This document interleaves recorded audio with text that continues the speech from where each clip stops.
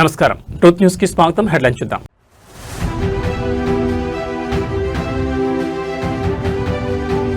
TBM యంత్రం వద్దకు మంత్రి, గత ప్రభుత్వ నిర్లక్ష్యంపై నిమ్మల రామానాయుడు నిప్పులు.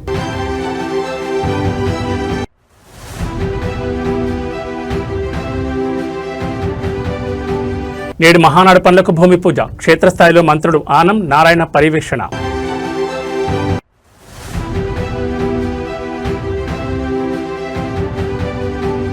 ఓరుగలలో రైతు రణభేరి, భద్రకాళి అమ్మవారి ఆశీస్సులతో కేటీఆర్ సభకు రంగం సిద్ధం.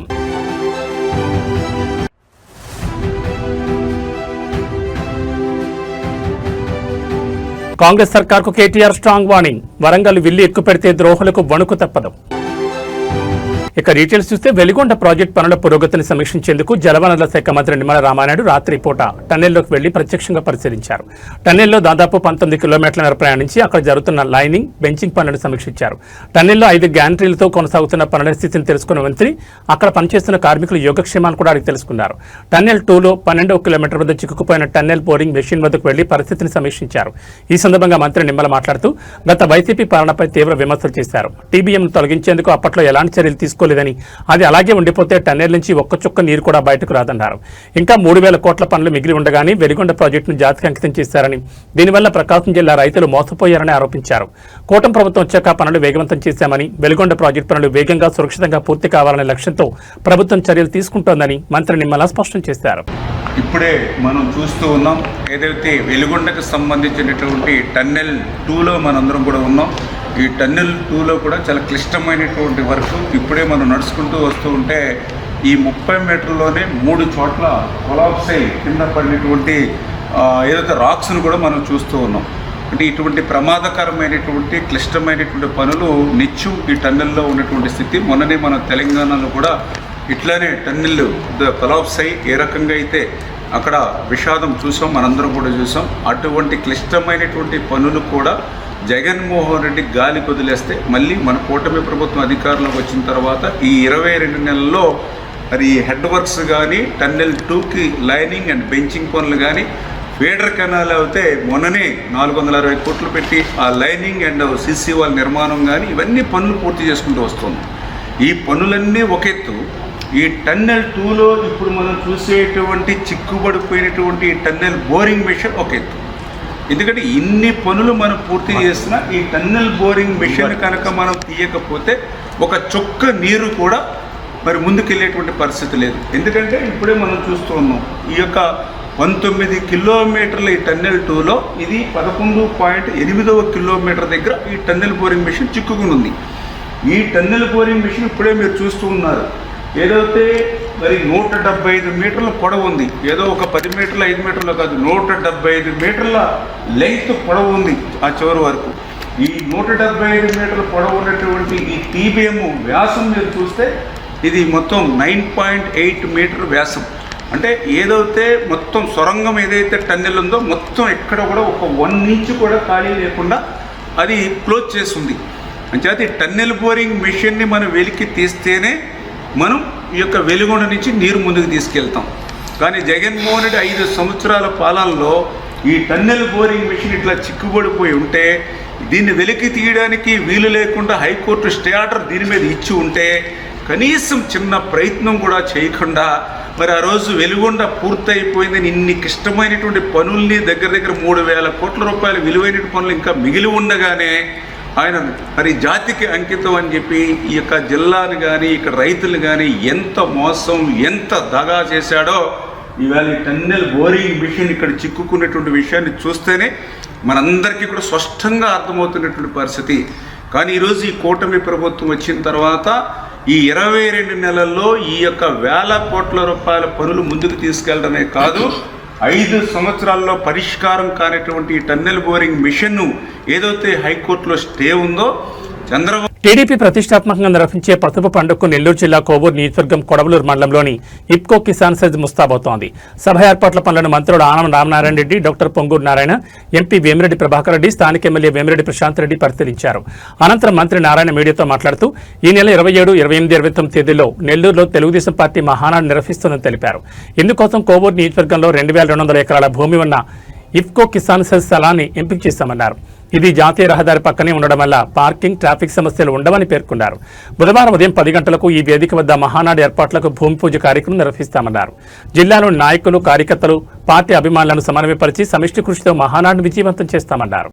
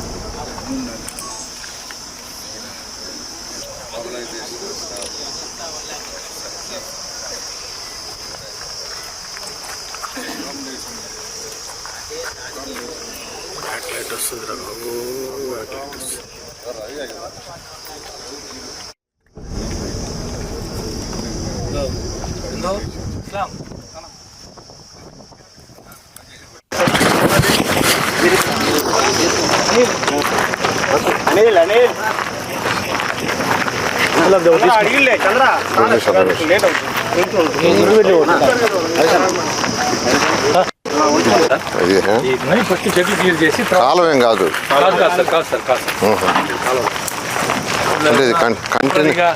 ఊరికి ఇది ఎత్తి ఉంటారు సార్. అవసరానికి కంటిన్యూస్ ఉంటే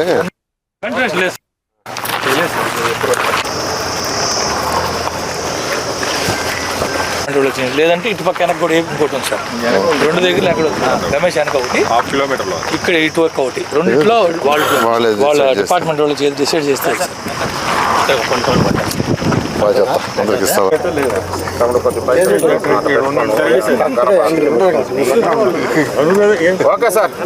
అందరికీ నమస్కారాలండి. ఈ నెల 27, 28, 29 3 రోజులు మహానాడు నెల్లూరులో జరిగే విధంగా యాక్చువల్గా గౌరవమైన తెలుగుదేశం పార్టీ జాతీయ అధ్యక్షులు, అదేవిధంగా తెలుగుదేశం పార్టీ జాతీయ వర్కింగ్ ప్రెసిడెంట్ నిర్ణయించడం జరిగింది. దాని మీద నెల్లూరు జిల్లాలో ఉన్న మంత్రులు కానీ, ఎంపీ, శాసనసభ్యులు అందరూ యాక్చువల్గా ఎక్కడ దీన్ని పెట్టాలనే ఉద్దేశంతో 2 రోజులు స్టడీ చేయటం, అదేవిధంగా పార్టీ సెంట్రల్ ఆఫీస్ నుంచి టీం రావటం, వాళ్ళందరూ ఫైనల్గా వరంగల్ వేదికగా బీఆర్ఎస్ తలపెట్టిన రైతు సంగ్రామ సదస్సుకు సర్వం సిద్ధమైంది. ఈ భారీ బహిరంగ సభలో పాల్గొనేందుకు వరంగల్ చేరుకున్న బీఆర్ఎస్ వర్కింగ్ ప్రెసిడెంట్ కేటీఆర్ సభకు ముందు చారిత్రక భద్రకాళి దేవాలయాన్ని సందర్శించారు. అమ్మవారి ఆశీస్సులు తీసుకున్న ఆయన మరి కాసేపట్లో సభా ప్రాంగణానికి చేరుకోనున్నారు. వరంగల్ మున్సిపల్ కార్యాలయం వద్ద నిన్నటి ఉద్రిక్తతల నేపథ్యంలో కేటీఆర్ పర్యటన ఇప్పుడు రాజకీయంగా అత్యంత ప్రాధాన్యత సంతరించుకుంది. వరంగల్ నగరంలో కేటీఆర్ పర్యటన అత్యంత ఉత్సాహంగా సాగుతోంది. నేడు ఉదయం వరంగల్ చేరుకున్న కేటీఆర్ నేరుగా భద్రకాళి దేవాలయానికి వెళ్లారు. అక్కడ ఆలయ అర్చకులు ఆయనకు పూర్ణకుంభంతో స్వాగతం పలికారు. అమ్మవారికి ప్రత్యేక పూజలు నిర్వహించిన అనంతరం వేద పండితులు కేటీఆర్కు ఆశీర్వచనాలు అందించారు. అమ్మవారి దర్శనం అనంతరం కేటీఆర్ నేరుగా హన్మకొండలోని రైతు సంగ్రామ సదస్సు వేదికకు బయలుదేరారు. కాంగ్రెస్ ప్రభుత్వ హయాంలో రైతులు ఎదుర్కొంటున్న సమస్యలు, ధాన్యం కొనుగోలులో జాప్యం మరియు రుణమాఫీ అమలుపై ఈ సభ ద్వారా కేటీఆర్ ప్రభుత్వాన్ని నిలదీయనున్నారు. సభ కోసం నగరం అంతటా భారీగా కటౌట్లు, ఫ్లెక్సీలు వెలిశాయి. నిన్న ఫ్లెక్సీల తొలగింపై జరిగిన గొడవతో అప్రమత్తమైన పోలీసులు సభా ప్రాంగణం వద్ద మరియు కేటీఆర్ పర్యటించే మార్గాల్లో భారీ బందోబస్తు ఏర్పాటు చేశారు. కేటీఆర్ రాకతో బీఆర్ఎస్ శ్రేణిలో నూతన ఉత్సాహం కనిపిస్తోంది. వేలాదిగా తరలివస్తున్న కార్యకర్తలతో వరంగల్ వీధులు కిక్కిరిసిపోయాయి. రైతుల సమస్యల పరిష్కారమే లక్ష్యంగా జరుగుతున్న ఈ సభలో కేటీఆర్ ఎలాంటి కీలక ప్రకటనలు చేస్తారో అన్నది ఇప్పుడు అందరిలోనూ ఆసక్తి రేపుతోంది.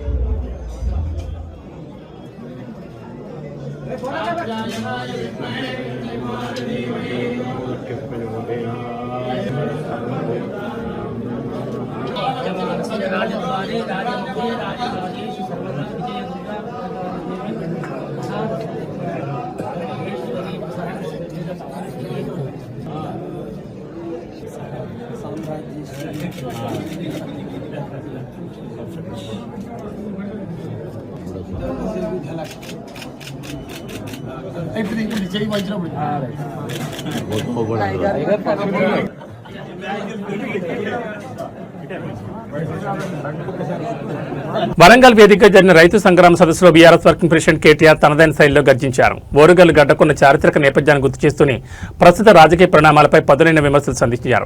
తెలంగాణ ఉద్యమ కాలం నుంచి నేటి వరకు వరంగల్ చూపిన పోరాట పట్టమని కొనియాడారు.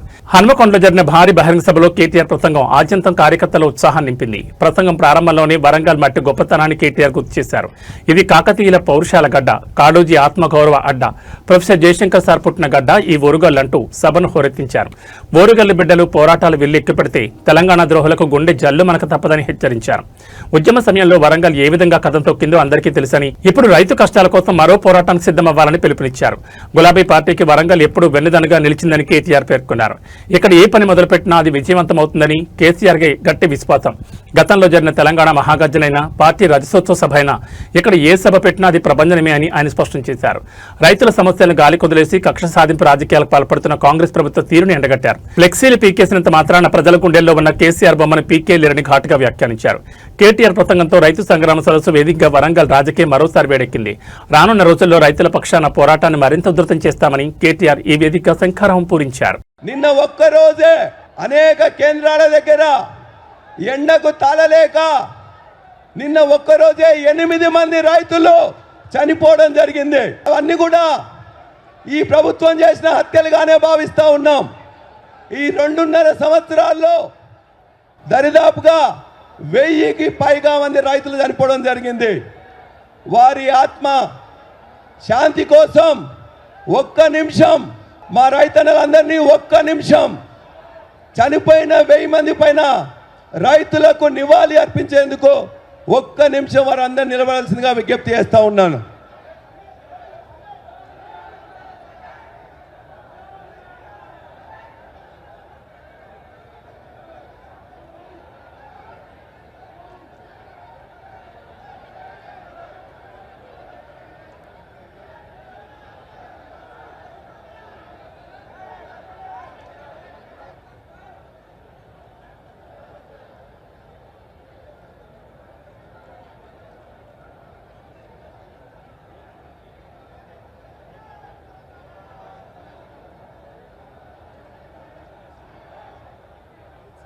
జోహర్ రైతు అమరవీరులకు, జోహర్ రైతు అమరవీరులకు, జోహర్ రైతు అమరవీరులకు. కాళోజీ నారాయణరావు గారు ఒక మాట చెప్పిండు, మరిచిపోకుండా గుర్తుంచుకోవాలి, మరిచిపోకుండా గుర్తుంచుకోవాలి, కసి ఆరకుండా బుసకొట్టు చుండాలి, కాలంబు రాగానే కాటేసి తీరాలే అని కాళోజీ నారాయణరావు గారు చెప్పిన మాటతో, ఆ కాలన్న స్ఫూర్తితో రైతన్నకు జరిగిన మోసాన్ని, ద్రోహాన్ని మర్చిపోకుండా గుర్తు చేయడానికే మొత్తం రాష్ట్రంలో ఉండే ప్రతి రైతన్నకు ఈ వరంగల్ వేదికగా యాద్ చేసినందుకే ఈ సదస్సు పెట్టుకున్నాం. మీ అందరికీ తెలుసు, ఇక మేడిగడ్డ విషయంలో మీకు ఒక్క మాట మాత్రం చెప్పాలి. మొన్న మొత్తం హైకోర్టు తీర్పుతోని స్పష్టత వచ్చింది రాష్ట్ర ప్రజలకు.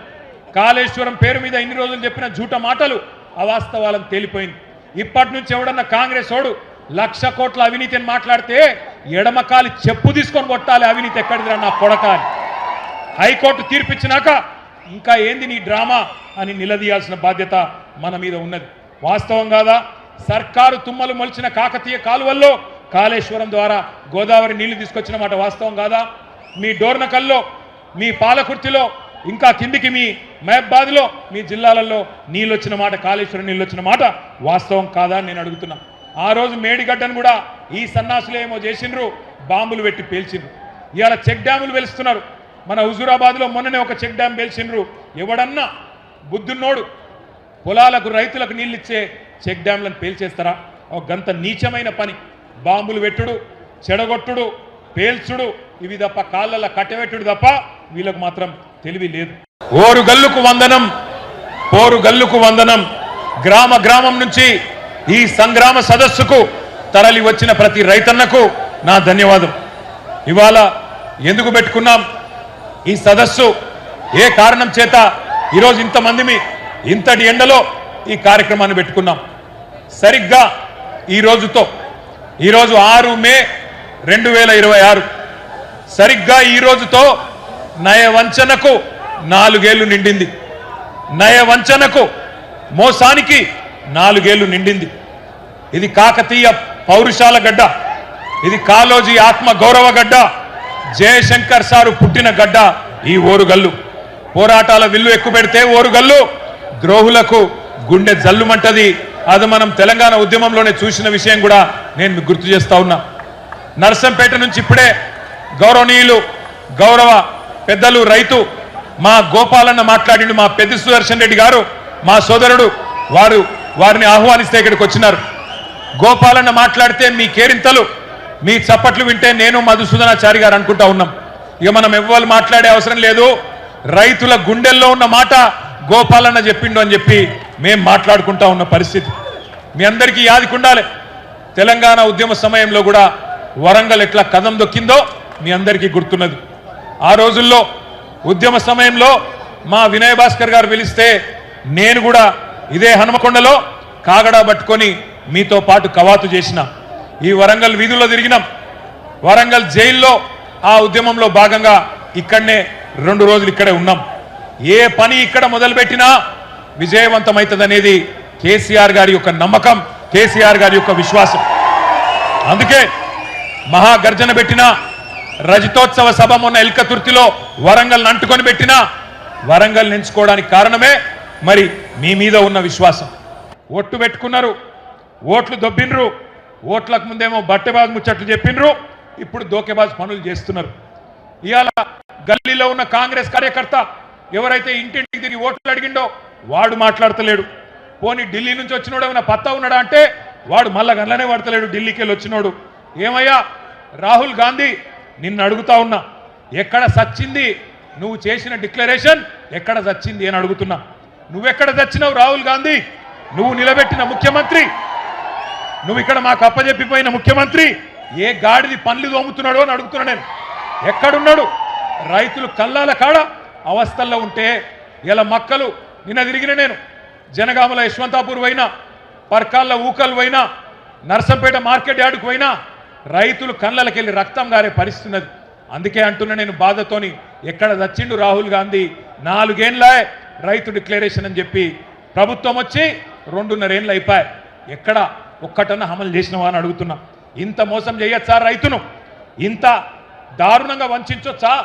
అన్నం తినే కంచంలో ఈరోజు మన్ను పోయొచ్చా అని నేను అడుగుతున్నా. దుక్కి దున్నుకునే రైతన్నను ఇంత ఘోరంగా మోసం చేస్తారా? సిగ్గు అనిపిస్తలేదా కాంగ్రెస్ నాయకులారా? నానా గడ్డి తింటారా ఓట్ల కోసం? ఓరగల్లు వేదికగా అధికార ప్రతిపక్షాల మధ్య సాగుతున్న సభల పోరులో కాంగ్రెస్ ప్రభుత్వానికి చుక్కెదురైంది. బీఆర్ఎస్ నిర్వహిస్తున్న రైతు సంగ్రామ సదస్సుకు కౌంటర్ గా ప్రభుత్వం హడావిడిగా ఏర్పాటు చేసిన రైతు మేళా అబాసు పాలైంది. భారీ హంగులతో ఏర్పాటు చేసిన ఈ మేళాకు జనం రాకపోవడంతో కుర్చీలే దర్శనమిస్తున్నాయి. ఒకవైపు బీఆర్ఎస్ సభ జనసంద్రంలా మారుతుంటే మరోవైపు ప్రభుత్వ కార్యక్రమం వెలవెలబోవడం ఇప్పుడు చర్చనీయాంశంగా మారింది. వరంగల్ వేదికగా కాంగ్రెస్ ప్రభుత్వం ప్రతిష్టాత్మకంగా తలపెట్టిన రైతు మేళా అటర్ ఫ్లాప్ షోగా మారింది.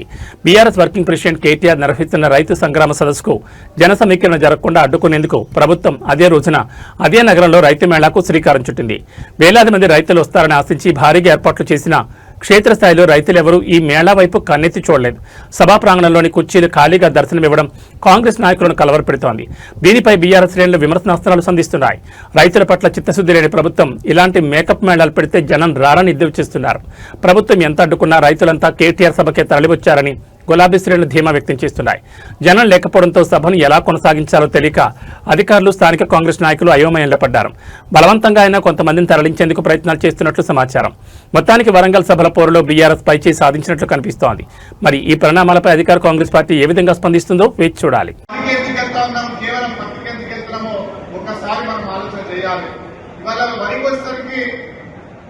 నీళ్లు ఫ్రీగా వస్తున్నాయి, కరెంటు ఫ్రీగా వస్తేస్తా ఉన్నారు, కటింగ్ చేయడానికి మిషన్ వస్తున్నది, కొనడానికి ప్రభుత్వం ఉంది, 2 రోజులు డబ్బులు వస్తా ఉన్నాయి. కాబట్టి ఇది ఈజీ పంట కాబట్టి మనం వరికెళ్తా ఉన్నాం. మిగిలిన పంటలలో మార్కెటింగ్ సమస్య, వానాకాలం వరి సాగుకు యాసంగి వరి సాగుకు చాలా వ్యత్యాసం ఉండేది. కానీ వాళ్ళ గత 2-3 సంవత్సరాల నుంచి వానాకాలం 60 లక్షల వరి పంట వేస్తే రేపు నీటి సమస్య, భూమి సమస్య, వాతావరణ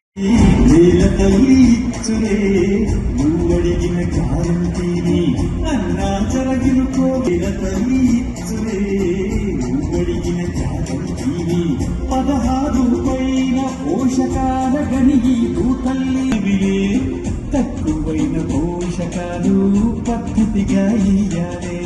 దీన్నే సమగ్ర పోషక చౌడు బారి ఉన్న సారం కొట్టుకొని పోతదే.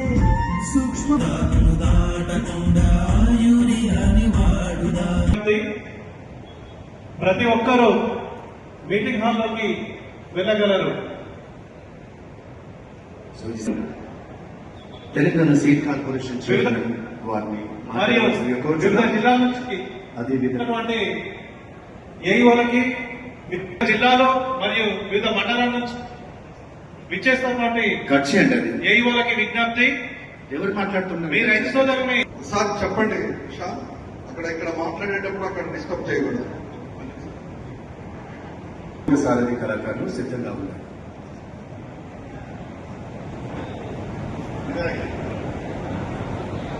తెలియజేస్తా ఉన్నాం. ఈ కార్యక్రమం నిర్వహించడం అనేది రైతులలో ఒక అవగాహన కల్పించి వ్యవసాయంలో వస్తున్నటువంటి ఉద్దేశంతో రాష్ట్ర ప్రభుత్వం తీసుకున్నటువంటి కార్యక్రమం ఇది. ముఖ్యంగా ఇవాళ అంతర్జాతీయ ఎర్రచందనం స్మగ్లింగ్ నెట్వర్క్ వెనుక వైసీపీ కీలక నేతల హస్తం ఉందంటూ ఏపీ ప్రభుత్వ chief whip MLC Panchamarthi Anuradha తీవ్రస్థాయిలో ధ్వజమెత్తారు. అమరావతిలోని ఎన్టీఆర్ భవన్ వేదికగా జరిగిన మీడియా సమావేశంలో ఆమె మాట్లాడుతూ అంతర్జాతీయ స్మగ్లర్ కొల్లం గంగిరెడ్డి ఎదుగుదల వెనుక ఉన్న రాజకీయ అండదండలను ఎండగట్టారు.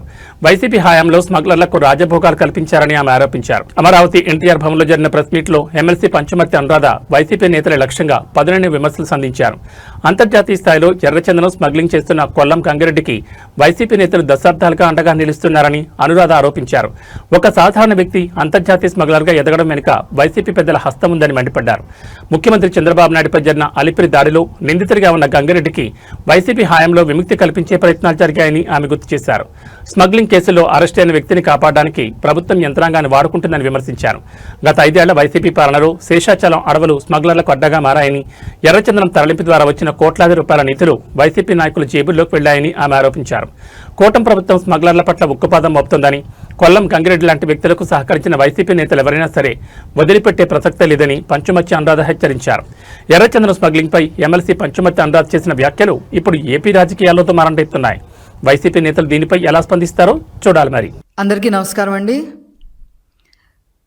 వైఎస్ జగన్మోహన్ రెడ్డి ఒక కిల్లర్ పార్టీ అధ్యక్షుడు, ఒక క్రిమినల్ పార్టీ అధ్యక్షుడు, ఒక గొడ్డల పార్టీ అధ్యక్షుడు, ఒక మాఫియా పార్టీ అధ్యక్షుడు, ఒక నేరస్తుడు, నేర చరిత్ర ఉన్న ఒక పొలిటీషియన్. ఇతని గురించి ప్రపంచవ్యాప్తంగా కొన్ని యూనివర్సిటీల్లో రీసెర్చ్ కేస్ స్టడీ కింద కూడా అందరూ కూడా ఇతని చరిత్ర, నేర చరిత్ర చదువుతున్నారనే విషయం అందరికీ కూడా తెలిసిందే. ఇప్పుడు కొత్తగా ఒక ప్రపంచవ్యాప్తంగా గుర్తింపు పొందిన జావా డిస్కవర్ అనే ఇన్వెస్టిగేషన్ ఛానల్, ఒక ఫేమస్ ఇన్వెస్టిగేషన్ ఛానల్ ఈ రోజున planet killers the forest destroyer అనే పేరుతో ఒక కథనాన్ని ప్రచురించింది. కొన్ని లక్షల మంది సబ్స్క్రైబర్స్ ఉన్న ఈ జావా డిస్కవర్ అనే ఛానల్ని ఈరోజు ప్రపంచవ్యాప్తంగా ఎన్నో లక్షల సబ్స్క్రైబర్స్ ఉన్న ఈ ఛానల్ ఈరోజు ఈ యొక్క డాక్యుమెంటరీని నిన్న విడుదల చేయటం జరిగింది. ఎందుకు దాని గురించి చెప్పాల్సి వస్తుందంటే, ఆ డాక్యుమెంటరీలో ఉన్న నేర చరిత్ర ఉన్న మనుషులు ఎవరు అనంటే కొల్లం గంగిరెడ్డి.